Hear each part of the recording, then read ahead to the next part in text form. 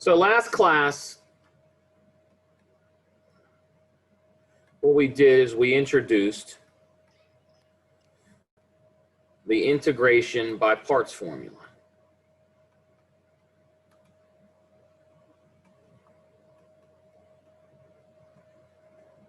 So we derived it from the product rule of differential calculus. And so what the formula says is that when we write it in this sort of differential notation, we say if we have a product of two things, and we can recognize one is a function and the other is derivatives of a function, we might be able to reduce it or rewrite it as this. And if so,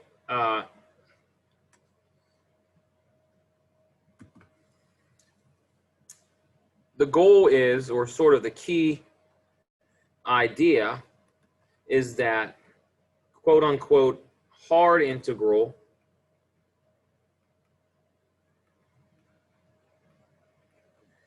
equals expression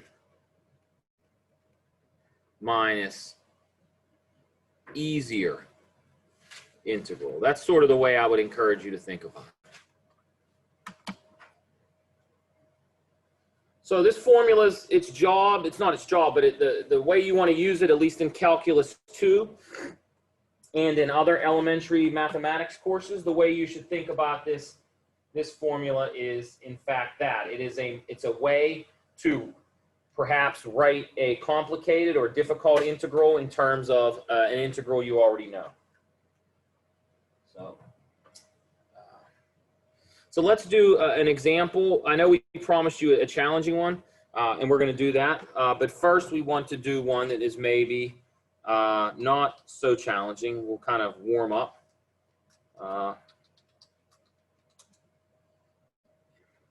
Does anybody have any questions before we do that, though?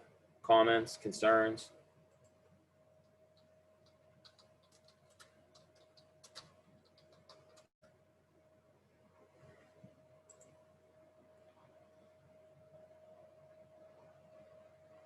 All right, good.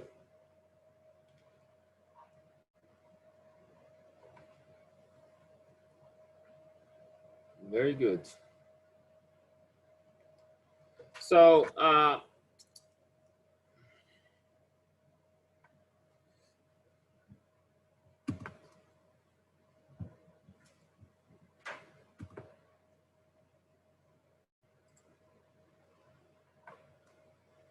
let's integrate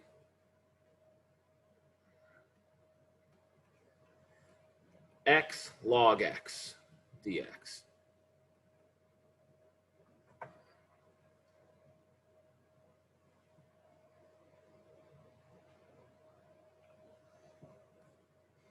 So we'll call this example 1. So how would we go about doing this? Well, we have to ask ourselves, if we want to use this integration by parts, we have to recall that this requires us to choose a u and a dv. And so, no, we didn't do this one yesterday. We did log x yesterday. I believe. We didn't do this one yesterday. We did log x, not x log x. Yeah. Yes. Yeah. Okay. Yeah. So Alex suggested we did this one yesterday. We didn't do this particular one. It looked like this. Yesterday we did the integral of log x. This one's going to be somewhat similar. So you have to ask yourself, what is going to be your u and what is going to be your dv? So here, if you've done some basic examples, you might think that u should be x and dv should be log x dx, but it turns out that's not going to work here. So I look at the two functions. I look at x and I look at log x, and I say, which one is easier to differentiate? Right? Correct. Okay, then I ask myself, if x is easier to differentiate, which one is easier to integrate? Well, in this case, also x. And I shouldn't say easier, but which integral becomes in a sense easier? And here you might reason that it's some work to do that. Now, you might try So you might try u equals x and dv equals log x dx. But that won't work. Or that is, let me say it this way, but that is not an efficient way. Maybe you can figure it out after some work.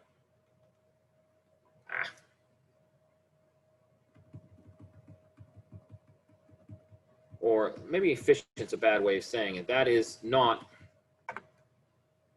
the ideal way, or that is not a good choice. So I'll put good in quotations. So instead, I'm going to set u equal to log x, and dv will be x dx. And then that tells me that du is 1 over x dx, and v equals 1/2 x squared.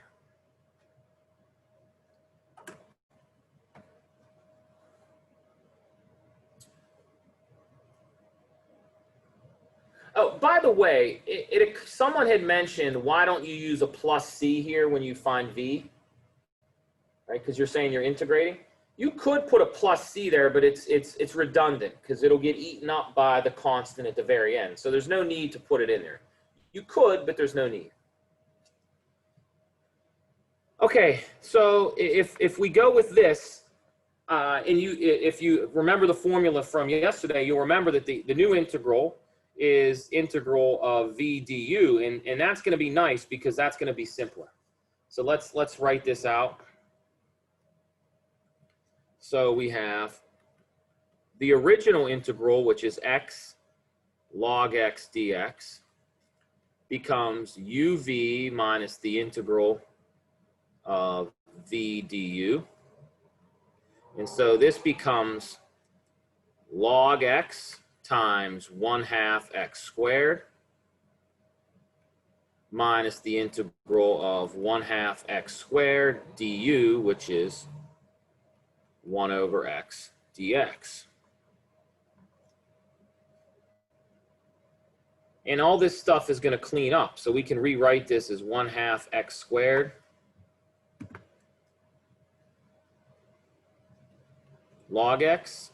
And then I'm going to pull the 1/2 out here, and I'm just left with the integral of x dx. X squared divided by x is x. And so to clean this up, we're left with this.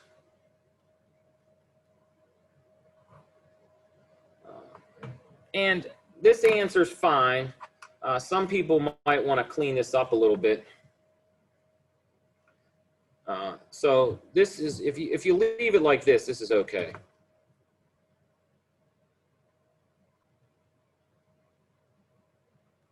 But some people like to clean it up, and maybe you go and verify your answer online and they have it written differently. Some people might want to say that it's,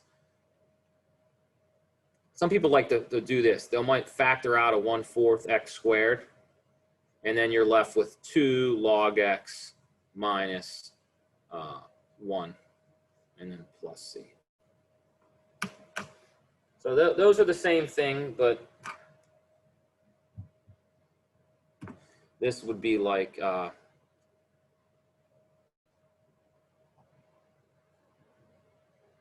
alternative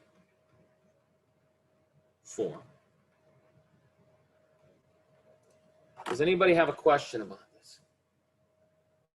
Yeah.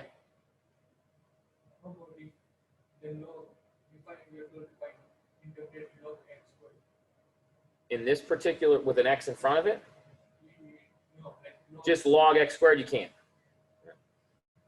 Hey, don't forget, we're learning a technique. So the examples we're going to choose right now are ones where it works. Just because you decide to make an integral up in your head doesn't mean it's going to work. So the question was, if I go to the next page, Shobit asked,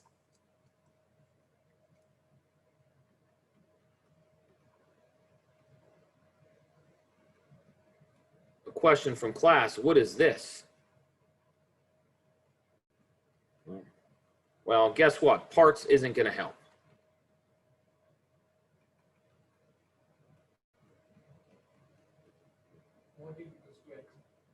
Well, 2x, it would be a basic substitution.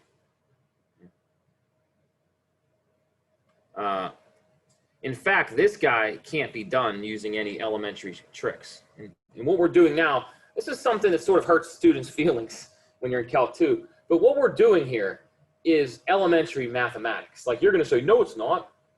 Most people don't know calculus. Well, yeah, but if we're talking from a scientific standpoint, calculus is elementary. So it's sort of like, it's not an insult, but that's just what it is. So when I say that can't be done with elementary means, there might be some very fancy way of doing it, but we're not going to be able to do it using what we know in calculus 2. So this is going to be another example. You might as well check it out. It'll be fun. Let's go to Wolfram. Oh, I got to share this with you guys. So you guys love to go to Wolfram. So let's share Wolfram. Let's try to integrate that. And what we're going to see is some craziness. So let's integrate log evaluated of x squared. So this is Shobit's question. What is this integral? And you're going to see some insanity. And you say, wait a second, how do you get that?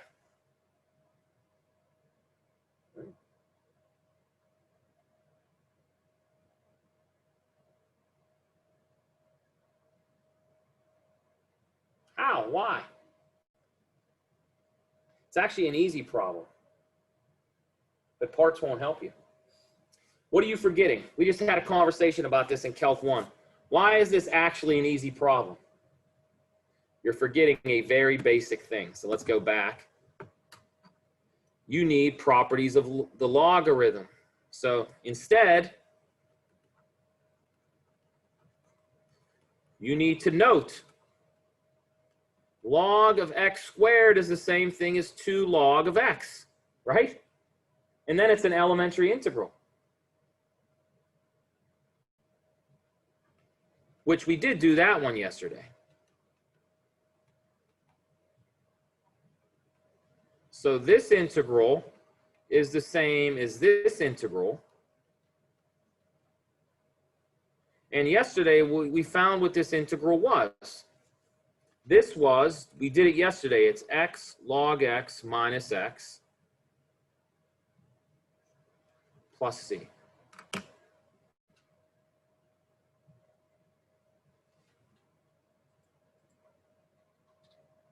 Does anybody have a question about this?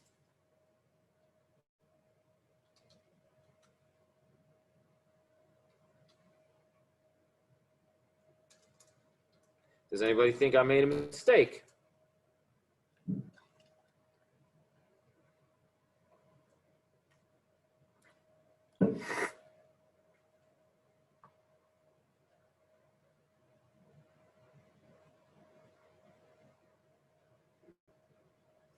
Well, you're going to say, well, that's not what Wolfram got. So if I go back to Wolfram, you're going to say, that's not what Wolfram got. They got something different. But ours answers the same thing as Wolfram's. So why is it the same thing as that? Well, let's look.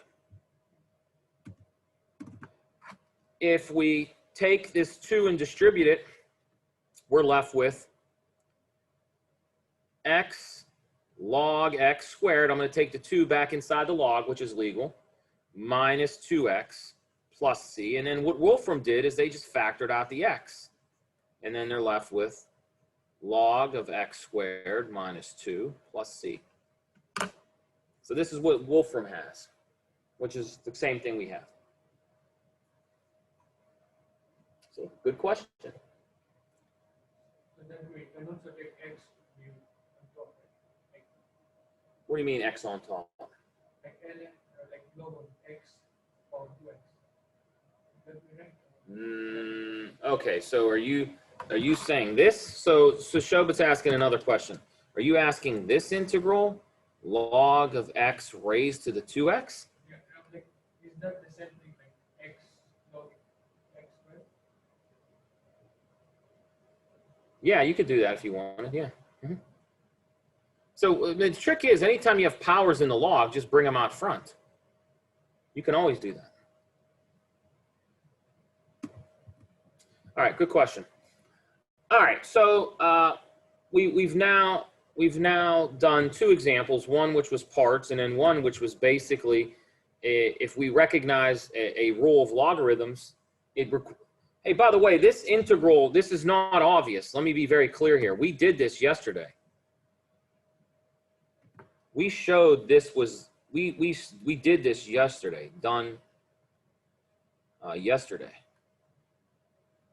So I didn't have that formula. Well, I guess technically I have it memorized, but I don't expect you to have it memorized. You don't need to have it memorized, but you should know how to integrate it. Make sense? All right.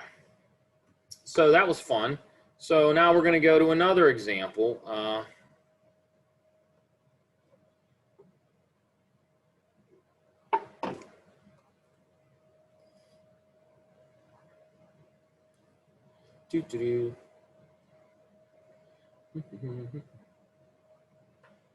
So the famous example that we wanted to talk about yesterday.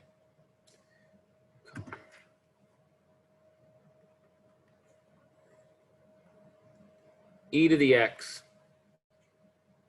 cosine x dx.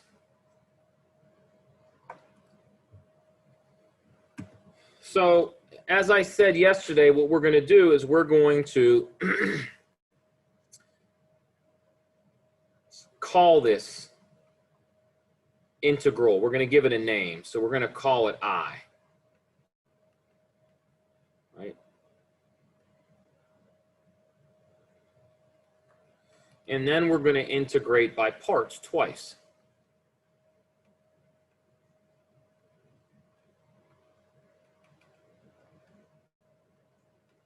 So first, I'm going to let u equal e to the x and dv equal cos x dx. And then when I do that, du is e to the x dx, and v is the sine of x dx.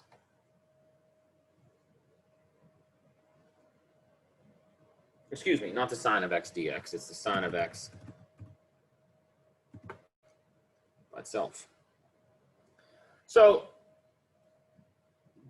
when you do this, you end up thinking that it doesn't work, because when I plug it in, that means I is equal to uv minus the integral of v du.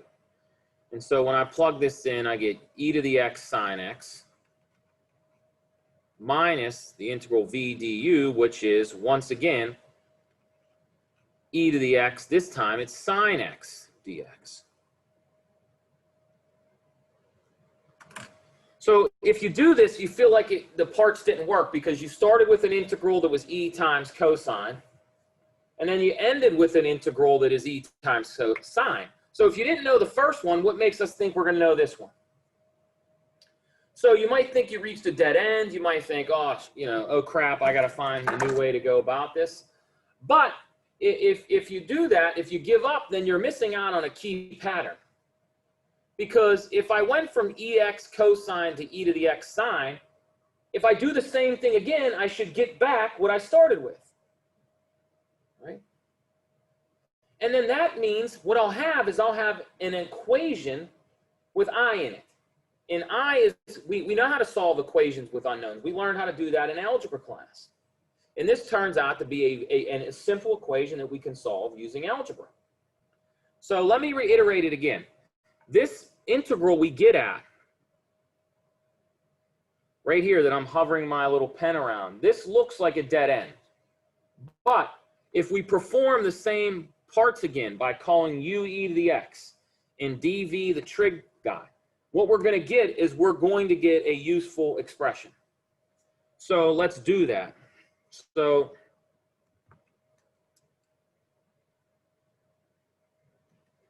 the trick is to use parts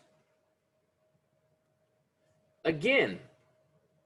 So this time I'm going to use u equals e to the x, dv equals sine of x dx, and that means my du is once again e to the x, and my v is now negative the cosine.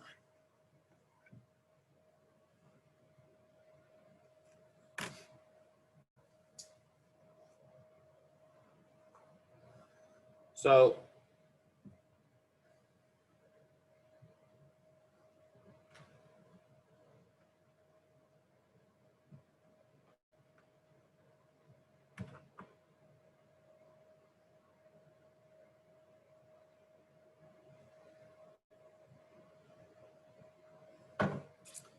now, what we have to do is we have to go to our previous sheet of paper, which kind of stinks we're on a whiteboard because I have to jump back and forth. But remember what I is. Our I was e to the x sine x minus this. So let's write that down. So I was equal to e to the x sine x minus an integral. And that integral was e to the x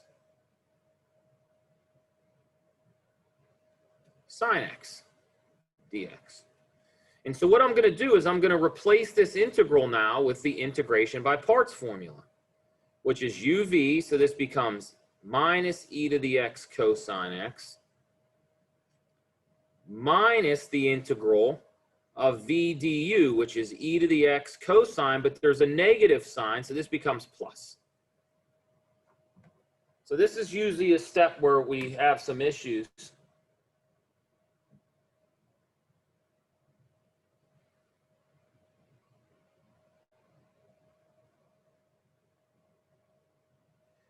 As students, this is not a, this jump, I took that integral and I replaced it with this. Does anybody have a question about this?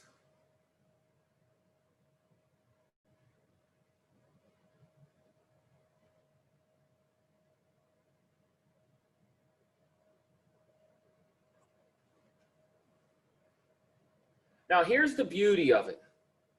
If I clean this up, if I rewrite this, this is e to the x sine x plus e to the x cosine x minus this creature, e to the x cos x dx.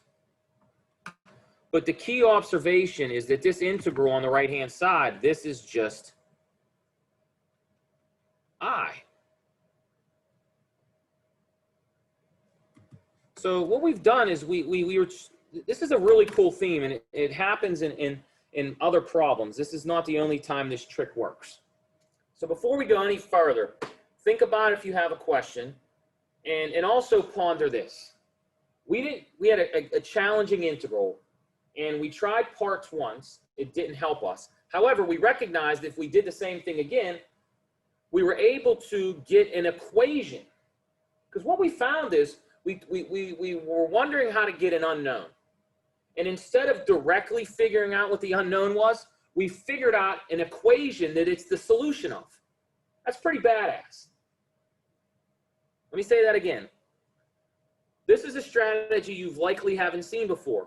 We were looking for the value of something, or I guess more specifically, we were looking for a function, the antiderivative of something. And since we couldn't figure it out directly, instead, we looked at it from a different perspective. And we said, let's put it into an equation where the guy we're looking for is the solution to an algebraic equation. Because that's what I have now. So note, and I'll put this in green. We found that I is equal to e to the x times the quantity sine x plus cosine x minus I. That's what we just found. So all that we have to do is solve that for I.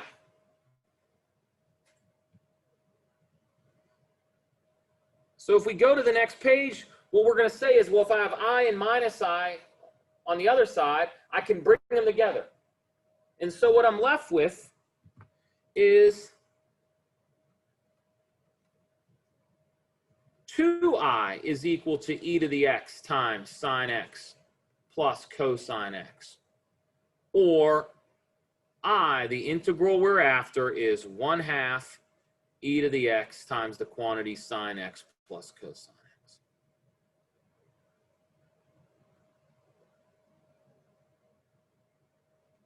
That is a beautiful thing. This is a very interesting way to solve a problem. We didn't do it directly. We looked at this problem from a different perspective. We showed that the integral was the solution to some equation. It's pretty sweet. Does anybody have a comment or a question?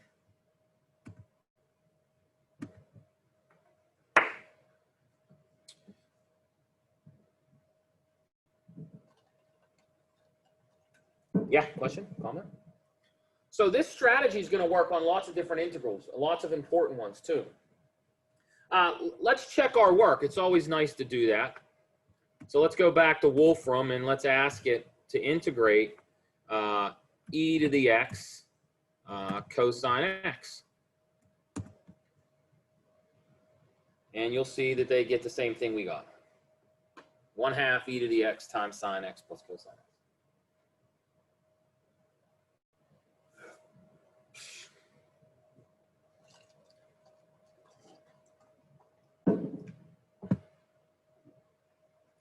So let's also remind ourselves of why it's important what we did today.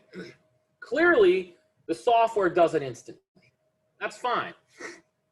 But the bigger picture here for you as a learner is not just how that you could do what the software does, but that you understand the problem-solving strategy.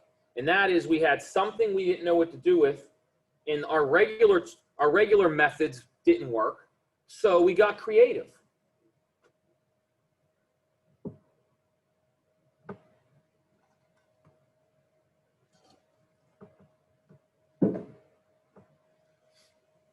Does anybody have a comment about this?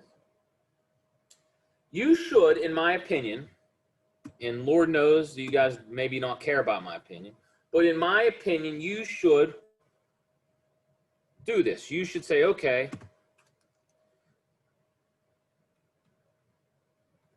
I want to be able to do this. Teach yourself how to show that e to the x cosine x dx is 1/2 e to the x times sine x plus cosine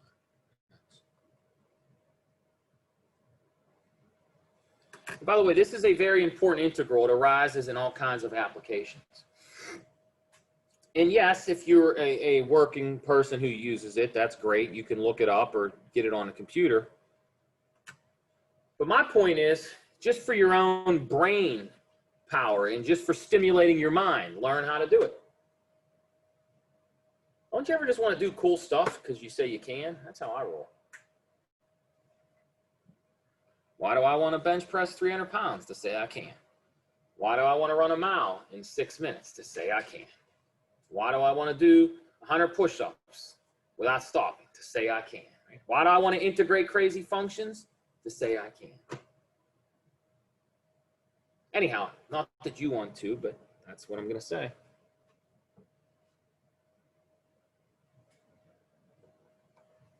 Okay, does anybody have a question about this? Comment.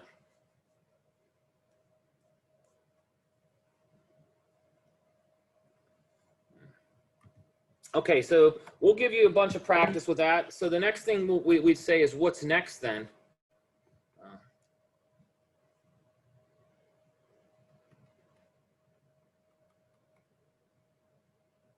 So our main goal coming up is the following. We want to compute this thing exactly. You might remember what this thing was. It is the arc length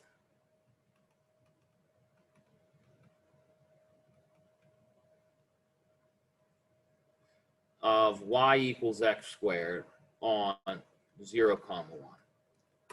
And you'll remember from our homework, we weren't able to do this exactly. So I said, let's approximate it with a Riemann sum. So our goal is to figure this type of integral out. Mainly, we want to figure out these types of integrals that arise with surface area and arc length.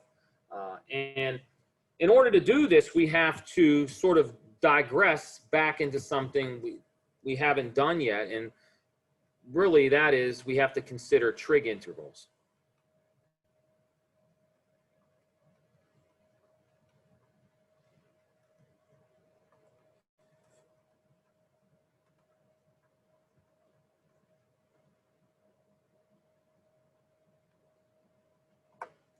So let's just sort of write out what they might look at.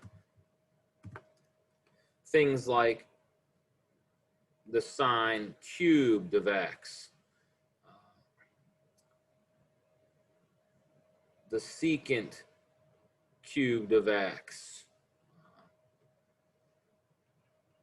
sine to the fourth x, cosine cubed of x dx, etc. So we want to look at integrals of trig functions, mainly raised to powers, and the product of trig functions.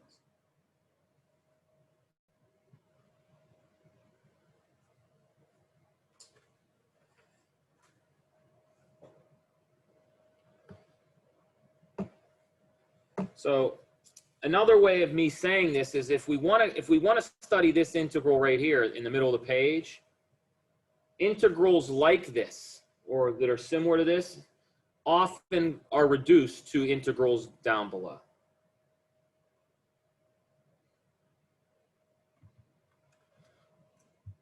So there's a couple themes that can be used. So turns out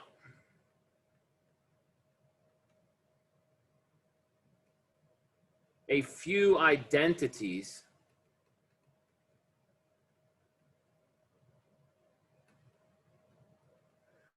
are useful. So for example, you guys know that sine squared x plus cosine squared x equals 1. You guys know that. Right? That's called the Pythagorean identity. What's that? I'm not sure what you're saying.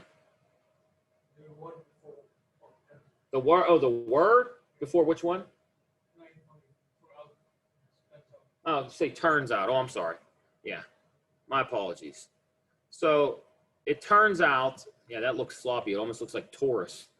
That ain't good. Let's fix that. Sorry about that. Turns out a few identities are useful. So this is a useful identity, and it's also useful to note that you can write it in different ways. You can write it as sine squared x equals 1 minus cosine squared x,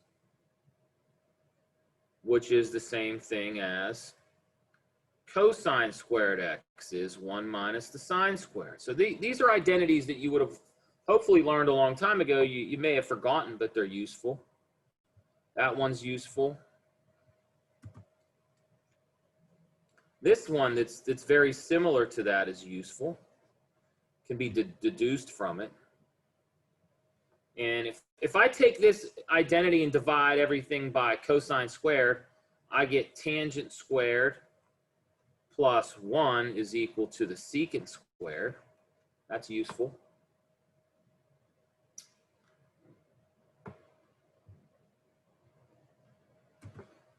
And then I had some other identities that I learned perhaps long ago in a trig class, and that is that I can also write cosine squared of x as 1 plus the cosine of 2x all over 2. And then I can write the sine squared as 1 minus the cosine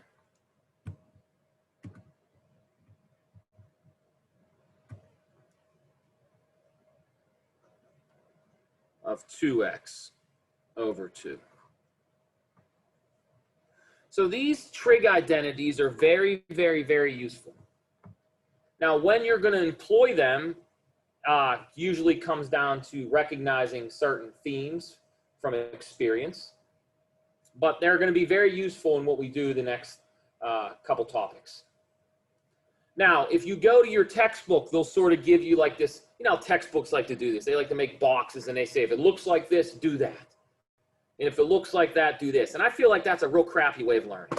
Because that's like, you know, I don't know, that's like a cookbook or something. That's no fun. That's not thinking. That's trying to memorize procedures. And look, we know that ain't the way to roll. That computer is always going to do procedures faster than you. So we want you to be thinking. We want you to ponder how you might do these things. That is my sort of advice to you. You got to take it or leave it, I guess.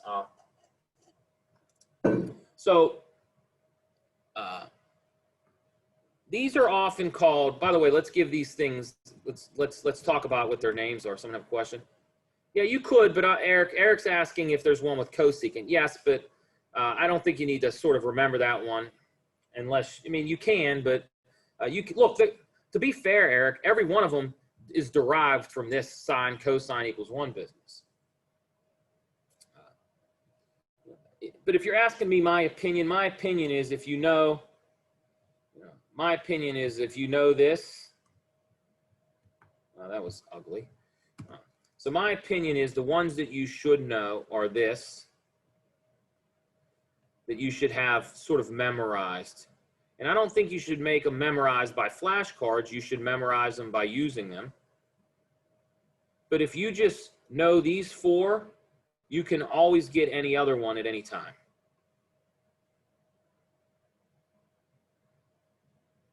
Make sense? I don't know. Anyhow, let's just do an example to show you how it works. You know, I've said this before, I hate memorizing. I think it's a bad idea. So here's some examples. So with odd, or let's start with even powers.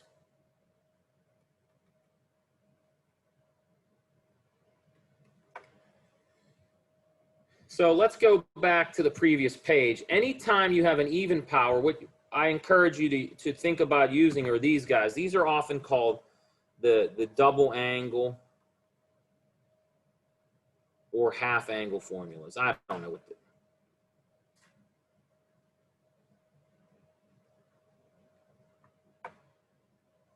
and then this guy up here, this is called the Pythagorean identity.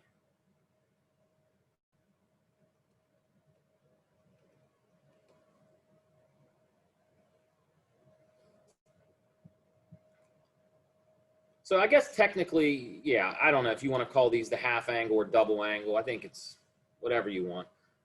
I don't really care. So even powers. So these guys,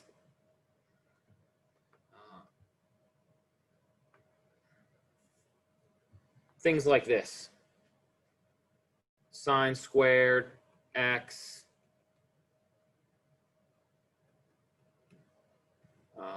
cosine squared x dx, sine to the 8th x dx. Even if you have products, sine to the 4th x, cosine squared x dx. These are typically a pain.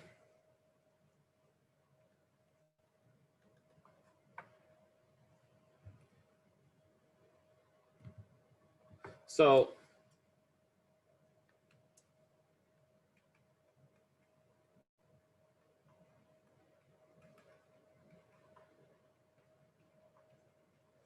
I'm going to say they're a pain from an algebraic standpoint.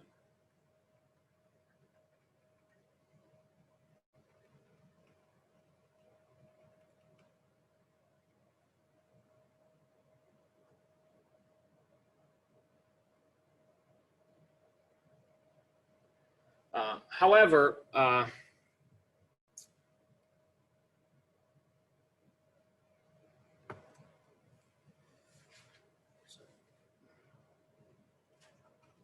but the double angle formulas help.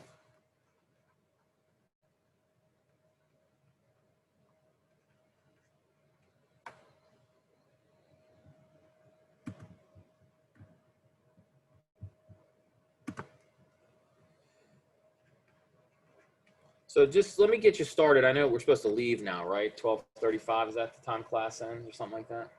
I think so. So let me just get you started, and you guys can maybe fill in the details. So for example, if I wanted to integrate sine squared x dx, this integral is 1/2 the integral of 1 minus the cosine of 2x dx. And you guys should know how to do this one. This is 1/2, and then this is x minus 1/2 the sine of 2x. We talked about those formulas yesterday, I guess. Remember, we did that little aside, and I said these are the things you should know, these sines and cosines and e's of. And it should be noted that this integral is similar.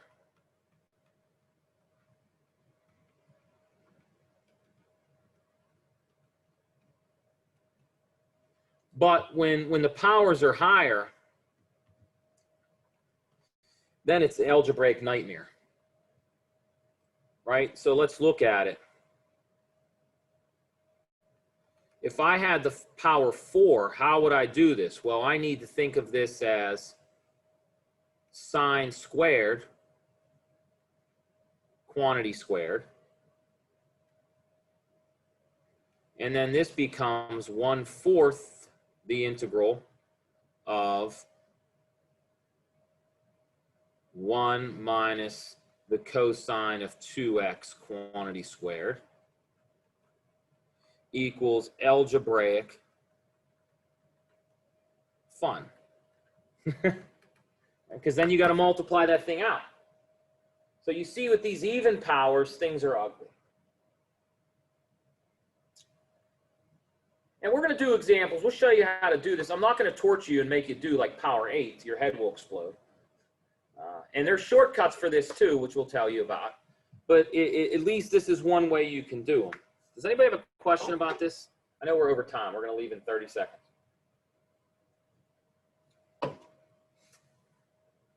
So let me just give you a hint for odd powers.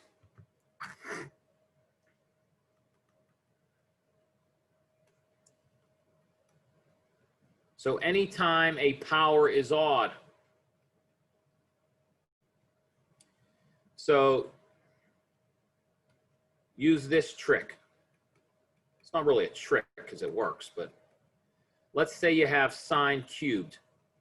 Well, you can write sine cubed as sine squared times sine, which becomes 1 minus cosine squared times in quantity times sine. So maybe, let me erase this and put an integral in here. So if I were to integrate this integral is equal to this integral, which is equal to this integral. And now set y equal to the cosine of x. So dy is the sine of x dx. And it becomes a simple integral. So I'll let you guys work on this, and then Tuesday we'll do some examples. All right. So this trick works anytime you have odd powers. This is the way to do it. Anyhow, we're over time. I apologize about that. Please let me know if you have questions. You should be able, I didn't finish grading everything yet, but as soon as I'm done grading everything that's submitted, I will let everybody see their grades for the first 2 assignments at least on Canvas. So you should be seeing that by Monday. If you don't, email me and let me know if you're interested in it. All right. All right, guys, thank you very much. I appreciate it. We'll do more of these examples on Tuesday. So have a good weekend. Thank you very much.